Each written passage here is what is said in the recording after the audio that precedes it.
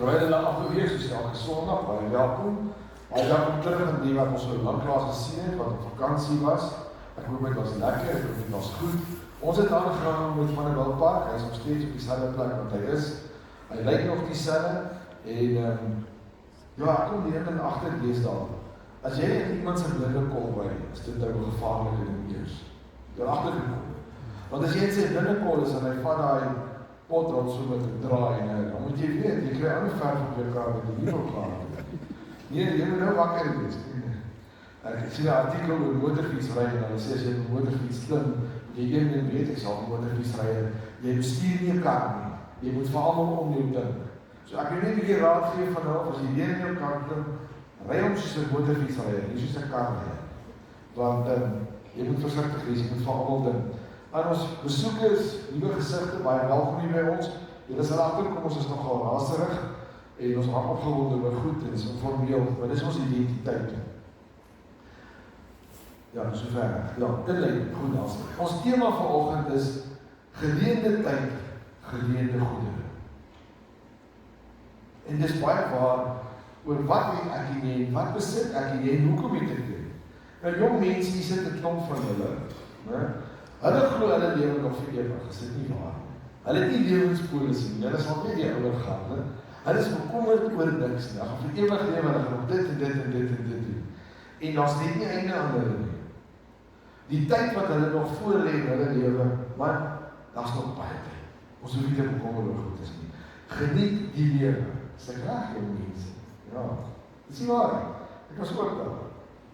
Maar is alles gedeel aan jou, en dis die belangrikste ding van alles is, die tyd wat jy het om goeders te doen, is gedeel aan jou. En die goeders wat jy het, is ook gedeel aan jou. Niks behoort aan jou. Absoluut niks. Nie die huis waar jy bly nie, nie die voertuig wat jy ry nie, nie die paar skoene wat jy gaan doen nie, hoort nie aan jou nie. En dit was toe nie jy wat so oulik was, om dit in die hande te kry nie. Gaan nie. Want alles wat ek en jy het, is 'n gawe van bo. Ek wil graag met jou die teksvers deel. Jakobus 1 van vers 17 sê, elke goeie geskenk en elke volmaakte gawe kom van bo af, van die Vader. Jy het nog niks in die lewe bereik. Al dink jy so. Nie jou kwalifikasie nie, nie jou geleerdheid nie, nie die posisie waarin jy sit nie. Niks het jy op jou eie nog hergekry nie. Niks op jou eie deur harde werk. Ek weet die verskil nou van my, maar hou vas. Alles wat jy en ek bereik het, is geleenthede. Sien waar?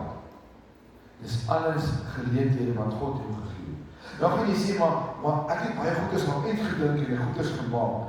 Jy is heeltemal reg met die verstand wat God jou gegee het. Nou gaan jy my sê, maar met my 2 hande het ek al my lewe hard gewerk. Ek weet, dis jou 2 hande. Hier is nie die Bybel nie, maar ek het nie dit op aan die mag nou die kort grapie met jou deel. Die duiwel kom by die Here Jesus, asseblief, ek weet ek so op kamera, maar dit staan nie in die Bybel nie. Jy nou asseblief my nie quoteer al. Kom by die Here, kom by die Here en sê, hy kan ook mense maak. Sê vir my maar goed, maak mense, jy is welkom, probeer. Hy sê, jy vat grond, ek sê, maak jou eie grond. God het alles gemaak. Alles wat ek en jy besit, en alles wat ek en jy het, kom van hom af. Ek het vir jou slegte nuus, jy is nie so oulik. Maar as iemand wat vir jou lief is, wat het vir jou gee, elke ding, en as jy die dag begin leer, maar niks is myne nie, weet jy hoe bevrydend is dit. Hy mooi camera uit te staan, party ons is nog die banksinne, en ander ons dink dis hulle sin, dis nog steeds nie jou nie. God het dit vir jou gegee, daar's 'n ander ding. Die posisie wat jy beklee is ook 'n God gegeewe ding. As jy byvoorbeeld op 'n verhoog beland, staan, en jy het jouself daar geplaas, vanuit jou eie energie uit, gaan jy jouself daar moet hou. As God jou daar geplaas het, is jy daar. As God besluit die tyd is nou verby, dan maak dit klaar. Jy het nie 'n keuse nie. Alles is 'n gawe. alles wat ek en jy het, so waar pas ons in die prentjie? Baie eenvoudig. Ek en jy is rentmeesters, bestuurders. Nie mooi verstaan nie, ek praat nie van bestuurder nie, ek praat van ek en jy is bestuurders van dit wat God jou gee. En ek en jy moet daarna kyk, want dis 'n gawe. En dan is daar een ding waar ons vanoggend gaan praat. En niemand hou daarvan om te praat nie. Ons gaan vanoggend praat oor geld. Maar kry ek dadelik 'n reaksie. Almal is maar. En ek gaan vir jou verduidelik hoe ek geld en God se koninkryk met 'n suurlemoenboom. Mag ek jou 'n storie vertel van 'n suurlemoenboom? En elkeen het 'n suurlemoenboom, jy weet dit. Jy kan 'n ander tipe boom ook hê, maar kom ons gebruik 'n suurlemoenboom. Ek weet jou aandag, ek weet. Kom ons sê 'n boer gee vir jou 'n suurlemoenboom. Hy kom en hy gee vir jou die suurlemoenboom. Hy is nog baie klein as 'n geskenk. Maar hy sê vir jou een ding. Ek sal vir jou die suurlemoenboom gee op een voorwaarde. Wanneer hy vrugte dra, gee my net 'n paar vrugte terug. Ek het van die pitte nodig om nuwe suurlemoenboontjies te plant. Geen probleem. Jy ontvang die suurlemoenboompie, jy is besig om na hom te kyk, dis 'n geskenk, jy is opgewonde, hy kry kunsmis. Ons het een by die huis, maar ek het besef, hy is te groot om saam te bring, want hy gaan in geen kar pas of in die verhoog nie. So, jy moet nou maar dink, hier staan 'n suurlemoenboom, weet jy dit? Jy kyk nou hierdie suurlemoenboom, jy gee hom kunsmis, jy spit die grond om, hy kry gedurig water, jy sien al op die prentjie. Dit is te wonderlik. Die boompie groei. En jy bestuur hom en jy maak seker alles is reg. Spuit hierdie goggas weg en doen al die dinge wat jy moet doen. Jy hou hom in stand. Want dis vir jou kosbaar. En op 'n dag begin jy die suurlemoenboom die vrugte dra. En dat is baie. En jy begin 'n suurlemoen pluk. Nou jy weet soos ek en jy kan net soveel suurlemoene gebruik. So dis nie lank nie, dan kry die bure ook 'n sakkie suurlemoene, is reg. En as mense weer kom kuier, dan gee ook vir hulle sakkie suurlemoene. Of hulle wil hê of nie, hulle sal kry. Maar as suurlemoene oral in die huis, is daar 'n bak is van vrugte, want die sitkamer is al suurlemoene. Ek weet, ons het op sitkamer. En dis wat gebeur. En dinge gaan al hoe meer aan. Suurlemoentert is dadelik by elke leete. Ons moet iets met die suurlemoene doen. Daar's baie. 'n choppie kry suurlemoen, klaar. Dit werk so. Ek weet. Daar's nie ander manier nie. Maar daar's ongelooflik baie. Jou suurlemoenboerdery met jou een suurlemoenboom loop ongelooflik. En jy besef die seisoen wat hy gaan suurlemoene dra, kan stop. So ergens langs die pad gaan dit opraak. So terwyl jy suurlemoene het, moet jy pluk. Wat ons weer doen, omdat ons regtig baie daarvan kry is, ons druk hulle later uit en dan kan jy die bolletjies suurlemoensap vries. Dan jy voorraad as die seisoen sleg is. Maar ons maak by mekaar. Tyd is min, my suurlemoenboompie. Ek moet by mekaar maak. En jy is bietjie gespanne, want dan kom daar 'n koue winter en 'n swart wind en daar's alles verby. Of daar's broeisels en hulle val af. Allerlei goeders gebeur met bome en met vrugte, jy sal weet. Of miskien kry die suurlemoenboom 'n siekte. En as hy dood, dan jy niks. Dit bekommer jou, want wat gaan jy maak as jy nie meer suurlemoene het? Jy het nodig, die bure gaan dink, daar's fout met jou, want jy kan nie meer suurlemoene uitdeel nie, jy moet gee. Jy moet nou 'n sekere standaard gemaak vir hulle. So, wat nou? Wat gaan jy nou maak? As jou suurlemoenboompie vrek, het jy 'n enorme probleem. Hoe gaan jy dit hanteer? Want jy besef een ding, is hierdie suurlemoenboom se voortbestaan is nie in jou hande nie. Jy kan alles reg doen, maar jy kan nog steeds vrek. Dis al woord wat ek moet gebruik hier daarvoor. Gaan dood. Ek gaan vrek. Maar gelukkig is jy nie bekommerd nie. Want jy ken 'n boer daar aan die ander kant en daardie boer kan weer vir jou suurlemoenboom gee. Probleem opgelos. Dan moet jy maar voor begin. Maar worst case scenario is die Engelse woord, ek gaan nie anders veel gebruik nie. As jy nie bekommer nie, jy kan nie die boer kontak en die boer sal vir jou die suurlemoenboom gee. Maar nou weet jy nie of hy voorraad het nie, want die vraag is, toe die suurlemoene begin dra, het jy van die vrugte vir die boer gegee, sodat hy kon aangaan met die boerdery.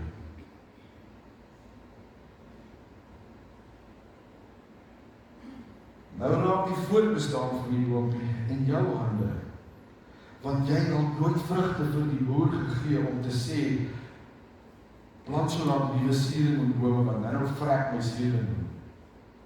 Daar's niks wat jy daaromtrent kan doen. Jy kan niks meer by mekaar maak. Help nie jy vra die boer. En dis hoe geld in die koninkryk van God werk. As jy niks verstaan volgens jy vat jou suurlemoenboom. Dit word vir jou gegee soos daardie suurlemoenboom. Dis jou. Werk met hom. Werk met daardie geld. Maar vergeet ons, wie het vir ons die suurlemoenboom in die begin gegee. Nou het ek jou volle aandag.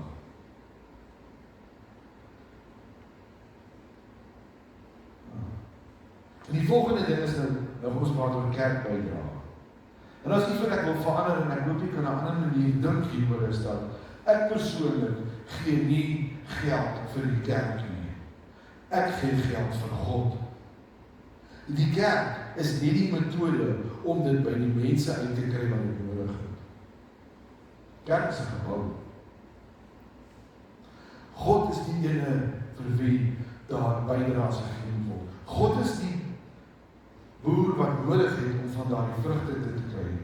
Die kerk is die organisasie wat dit bestuur. Ons gaan nou daaroor praat, want dit wil kom in jou daarin.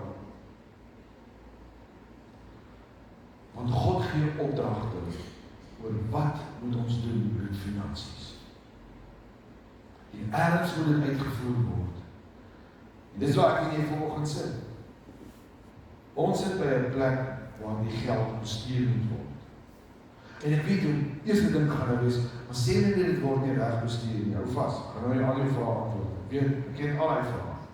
Ek wil jy moet saam met my draai, kom ons gaan kyk, wat sê Paulus, hoe moet 'n kerk maak met geld? En ek wil jy moet gaan vir my na 1 Korintiërs 16, ja, vers 1 tot 4.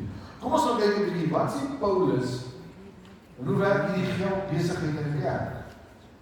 Baie mense het nie idee nie. 1 Korintiërs, dis in die Nuwe Testament, hoofstuk 16.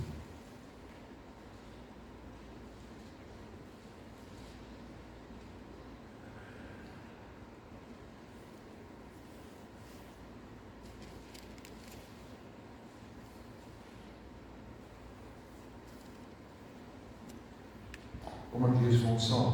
1 Korintiërs 16, vanaf vers 1 tot vers 4. Ek kan hom gerus oophou daarso met die projektor, as ek klaar is, gaan vir my terug na die eerste vers toe, ek gaan hom so vat vers vir vers. Wat die insameling vir die heiliges betref, die reëling wat ek in die gemeentes van Galasië getref het, moet julle ook so uitvoer. Elkeen van julle, afsonderlik, moet op die eerste dag van die week bedrag op sy sit, volgens sy verdienste spaar, sodat die insameling nie eens plaasvind wanneer ek kom nie. Wanneer ek opdaag, sal ek weer 'n opdrag goedkeur het met aanbevelingsbriewe stuur om julle gawes na Jerusalem te neem. Indien dit die moeite werd is dat ek ook gaan, kan julle my vergesel. Baie kort stukkie vers. Paulus gee hier 'n opdrag. Kom gee 'n bietjie agtergrond. Eerste ding is die uitdagings wat ons vandag in die kerk het as dit kom by geld, finansies, dieselfde as wat in Korintiërs was. Is dieselfde wat in Jerusalem was. Dieselfde uitdagings het hulle gehad. Wat is die probleem? As enige iemand wat hier voor staan, 'n predikant of 'n pastoor begin praat oor geld, dan raak mense omgekrap. En ek wil hier moet saam met my stap deur hierdie gedeelte om te sien, want Paulus begin daar en hy sê wat iets aanbetref. Met ander woorde, hy sê, kom ek verduidelik vir jou. Kom ek verduidelik vanoggend vir jou wat presies moet gebeur en hoe dit moet werk. Maar dit gaan nie oor insameling. Nou hoekom insameling vir gelde is? Paulus is op pad Jerusalem toe, op die regte plek. Ja, Paulus is op pad Jerusalem toe. Jerusalem se gemeente is redelik groot, een van die eerste kerke, wat het 'n baie groot bedienings vir weduwee en wese, arme mense wat nie van hulle self kan sorg nie. So terwyl Paulus op pad is toe, was hy by die gemeentes in Galasië, en dan kyk ek ons teksvers, hy het by hulle gestop en van hulle gevra wat vir fondse, en nou kom hy by die gemeente van Korinthe, ja, en hy vra vir hulle ook fondse, en sê mense, ek het fondse nodig, om saam te vat Jerusalem toe, want daar is nood. Ergens moet daar gehelp word, want Jerusalem se gemeente sukkel finansiëel. Hulle het 'n groot bediening. Jy kan in Handelinge 6 selfs gaan luister, wat hulle alles gedoen het in die gemeenskap. Maar dit was die gemeente van Jerusalem. En hulle het hierdie probleem gehad. Nou is die vraag volgende, wat ek graag wil verantwoord vir jou is, hoe, waar en wanneer moet die kerk die geld spandeer wat ontvang word? Voor ek verder gaan met ons steeds, ek wil hier met op 'n punt begin om te sê, maar hoekom het hierdie ouens geld gehanteer? Hoor wat sê Jakobus 1 vers 27, en nou volgende vashou. Dit is 'n suiwer en onbesmettelike godsdienst voor God en die Vader om weeskinders en weduwee na om te sien. Wat is suiwer godsdienst? Om na mense te kyk. Studie om kerk te kom. Om na mense te kyk. Dit is. Nou sê jy, wat is weduwee en wese? Kom ons gaan terug in die geskiedenis. Weduwee en wese was die mense wat glad nie na hulle self kon kyk. Mense wat regtig dood gehad het. En daardie bediening was baie groot in daardie tyd. 1 Timoteus 5 vers 3 sê Paulus ook vir Timoteus, wanneer jy hierdie goeders doen, moet jy baie mooi onderskei waar gaan die geld heen. En seker maak of iemand dit reg nodig het. Dis weer eens die doel van die kerk.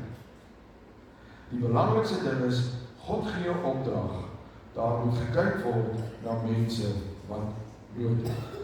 Mense wat hulp nodig het. Kom ons hou daarin vast, dan wil ek terugkom. Weet is tussenin, maar wie op 'n punt bring is, dit was 'n opdrag van God, dis nog steeds. As jy gaan kyk na die 4 evangelies, gaan jy 36 keer kry wat die Here Jesus Christus self oor finansies en inkomstes gepraat. Interessant. Ek kan self gaan kyk dan. Maar kom ons gaan terug na ons teksvers, want die is 5 goeders wat ek wil volgende aanraak wat hy sê. En as 'n paar woorde, en ek wil ons nog vashou, dat die eerste woord is insameling. Paulus sê, wanneer ek by julle aankom, wil ek 'n insameling hê. Hy sê nie dis 'n reël of 'n moet nie. Dis vrywillig. Dis belangrik. Paulus sê nie julle sal dit doen nie. Paulus sê die hele tyd, dit is nie 'n vaste ding nie. Dit moet uit jou hart uitkom. 2 Korintiërs 9 vers 7. Laat elkeen gee soos hy vooraf in sy hart besluit het, nie met droefheid of onder dwang nie, want God het 'n blijmoedige gegewer lief. Eerste ding. Wanneer ek nie iets gee, moet dit uit jou hart uitkom. Moet jy opgewonde wees daaroor.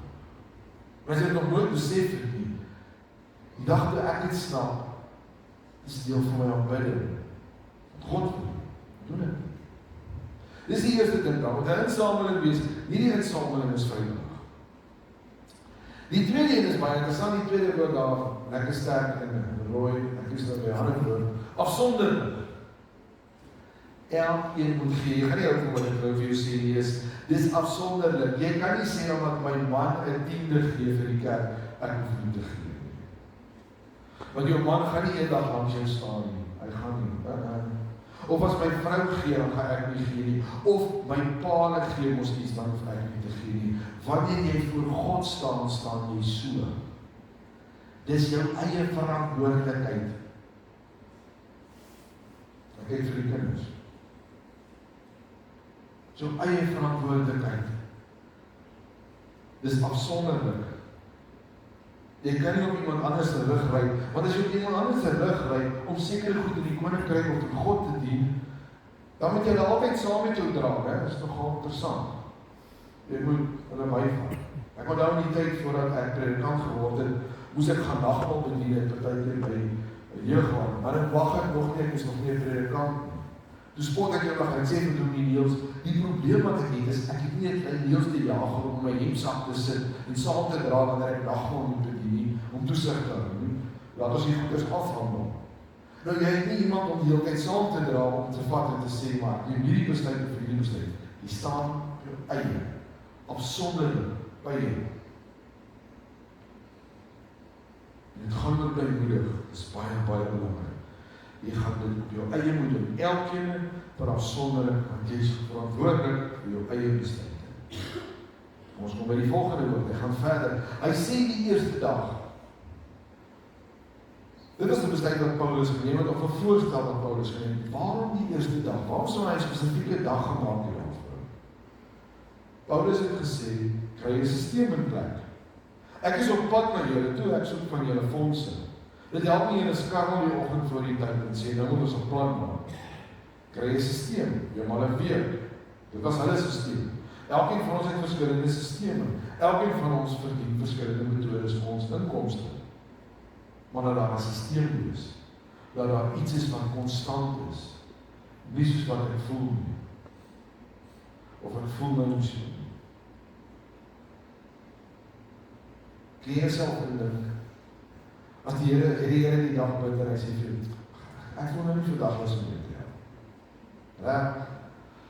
Daar moet 'n stelsel wees, daar moet 'n passie wees om te sê, maar dit is deel van my aanbidding. Want Paulus wil hulle dit hê, want as hulle in die oggend opdaag, hier's Paulus nou. Hy wil nie hulle moet skarrel nie. Dit is goed in plek hier. Dit is belangrik, hier is 'n stelsel. En dan sê hy die volgende woord daar op die bord, bedrag. Kom ek vra net, bedrag. Waarmee assosieer jy die woord bedrag? Geld. Maar ek nog reg hier is, oor geld. Mense sê baie keer vir my, nee, jy verstaan nie. Ek gee maklike tiende, 'n tiende van my tyd. Ek het vir nies. Hoeveel is 'n tiende van 'n dag? 2.4 ure om en by, is ek reg? Sondag is nie goed nie. So dan oor jy gaan van vandag 2.4 ure moet, ek weet nie wat doen nie. Vir elke dag. Ek wat in die bediening staan, is baie by die kerk. Ek is baie betrokke met goed. Na ure maak nie saak nie. Ek kry dit nie eens reg om 2.4 ure van my tyd aan die gemeente te spandeer. Met ander woorde, dis nie tyd nie. Dis geld. Maleagi 3 vers 10 sê, bring die volle tiende na my skatkamer. Het gepraat van geld. Dis wat God sê. Nie wat ek sê. Hy praat van 'n bedrag. Nie goed is nie. So om 'n tiende van jou tyd te gee, gaan nie werk nie. Hy gaan verder. Hy gebruik die volgende woord. Op sy sit deur 'n verdienste wat jy gespaar het, almal se inkomste verskil. Dis baie belangrik. Ons verdien nie almal dieselfde hoeveelheid geld nie. En is nodig dat ek hierdie ook na ons lewens moet kyk. God ken jou, hy ken jou hart. As dit kom by geld vir 'n kerk, as dit kom by geld vir 'n gemeente, as dit kom by tiendes, maak nie saak wat nie. Dis tussen jou en God. Wat sê? Nog geen ander metode nie. Dis tussen jou en die Here. Ek weet, party mense is dit nou vreemd.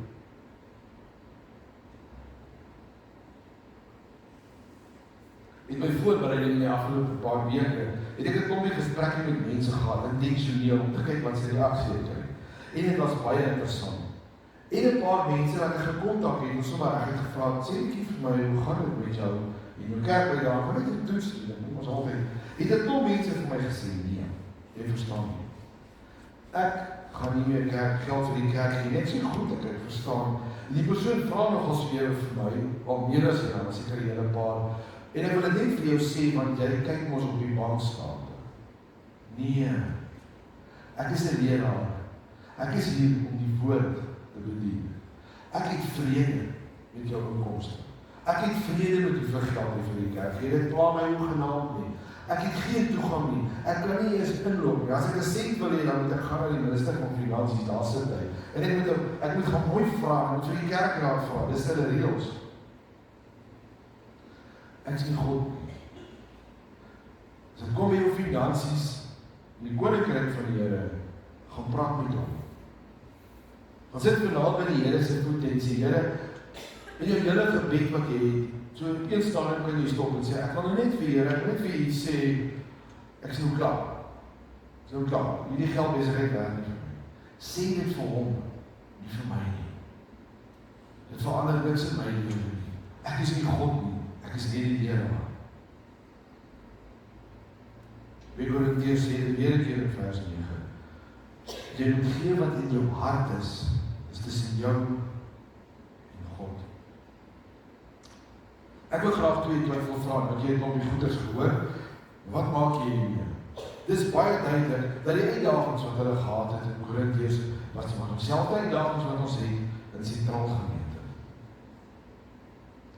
En daar's verskillende twyfelvrae.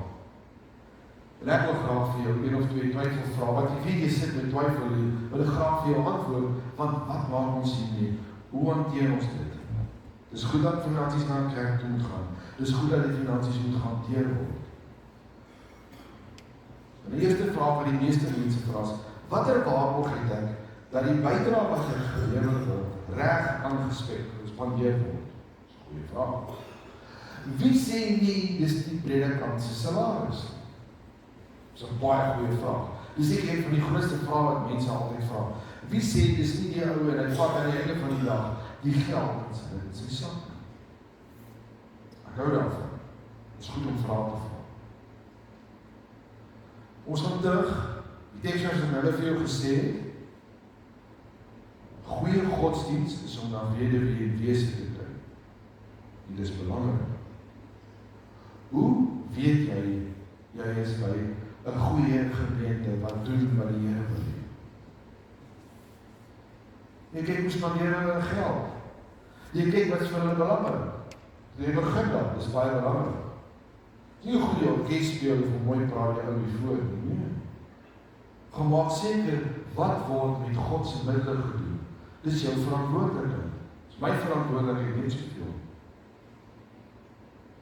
Dis baie belangrik om te weet wat gebeur daarmee. En dan gaan Paulus verder, gaan vir my na vers 3 toe. Paulus weet maar al te goed dinge kan verkeerd gaan. En dan gebruik hy die woord aanbevelingsbriewe. Die rede waarom hy die briewe gebruik is om te sê, wanneer jy hierdie finansies nou in Jerusalem toestuur, sit iets op papier, sodat almal kan weet, dis die bedrag wat so toe moet gaan.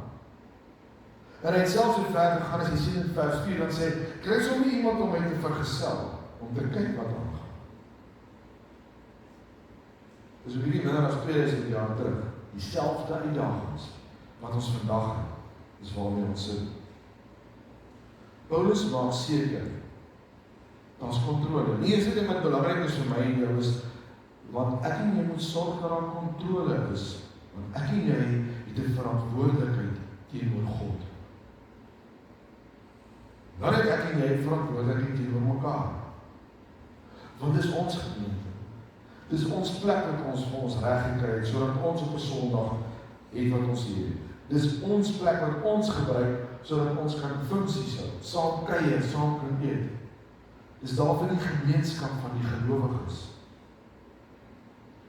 As jy nie seker of 'n plek 'n kerk is, moet jy baie mooi onthou. En Handelinge 2 is daar 'n gedeelte, een van die verse glo my staan daar. Daar's 4 goed wat bepaal of jy 'n kerk is. Wat het hulle gedoen in die begin met die eerste kerk? Hulle het geluister na die lering van die apostels. Dis nommer 1, prediking. Dan het hulle saam brood gebreek. Die sakramente. Dan het hulle saam nog 'n ding gedoen. Hulle het gemeenskap van die gelowiges gehad. En die 4de komponent is hulle het gebid. As jy daardie 4 goeders doen, is jy 'n kerk. Dis 'n gemeente van Christus. Dis jou identiteit. Daarom moet ons seker maak. En dan sit ons met 'n tweede twyfelvraag wat baie mense baie keer sal vra, is maar hoekom is dit my probleem? En die twyfelvraag weet mense nie, waarom is dit my probleem? Dan gaan ek vir jou net een eenvoudige antwoord gee. As daar nie finansies is nie, is daar nie 'n kerk nie.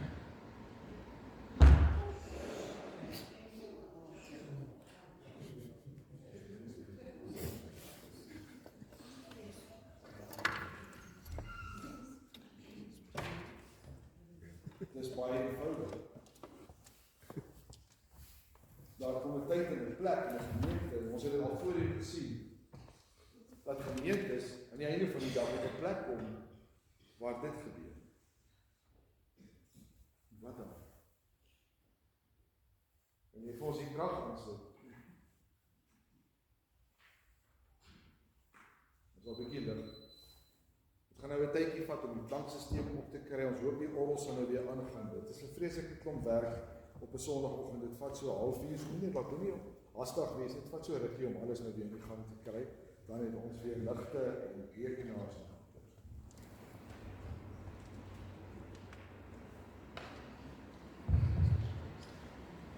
Wat is wat gebeur? En ek weet die eerste reaksie sou nou gewees het, want sit net die generator aan. Ek weet, maar dan petrol met die generator gegooi word. Want vriende, dis die realiteit waarmee ons sit. Ons het nodig om sekere goeders te doen om die gemeente se deur te hou. Ons het nodig om sekere goed te doen in ons persoonlike lewens, want God het vir jou 'n suurlemoenboompie gegee.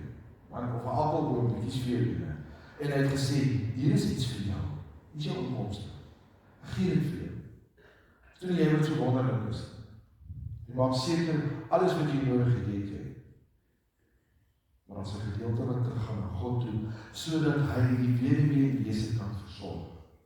Sodat daar 'n koninkryk gebou kan word. Dis die belangrikste van alles.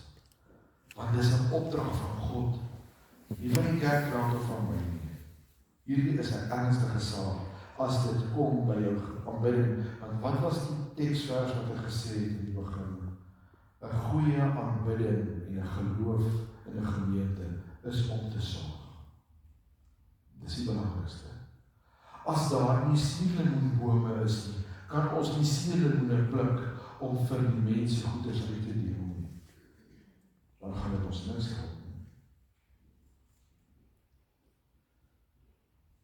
Ek weet jy is nie op beheer nie, want alles is geleerde tyd. En alles is geleerde goedere en die Here gee dit vir ons. Dis wat ek hier altyd kan doen of verbeter nie. Dis alles net genade. Die groot vraag vanoggend is, wat gaan jy maak met jou siel? Want as daar 'n tyd in die dag kom, wat hy gevrek het en hy die siele doen, dan kan jy niks teruggee. En daar is dan daar vir niemand iets.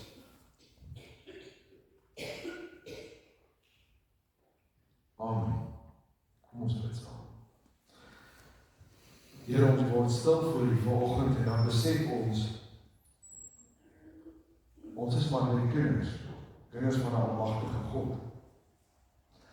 Dan besef ons hoeveel genade ons het, want U is 'n God met 'n oop hand. Dit wat ons is en het, kom uit U hande uit. Alles. Daar is 'n groot dankbaarheid om te besef, maar U is nie klaar met ons nie. U sorg vir ons elkeen op die tyd en die plek waar ons is. En ons is dankbaar daarvoor. Ons besef vanoggend, ons harte is om nader aan U te beweeg en saam met U te wees in die koninkryk. Daarom wil ons U vra, Here, besoek ons harte. Heilige Gees, hou ons hande vas, gee vir ons rigting, omhels ons en lei ons in alles wat ons doen. Want dit is vir ons belangrik dat ons deel maak in alles van die koninkryk. Dan is ons gebed vanoggend dat U vir ons die sluise van die hemel sal oopmaak en ons sal seën en saam met ons die pad sal staan. Amen.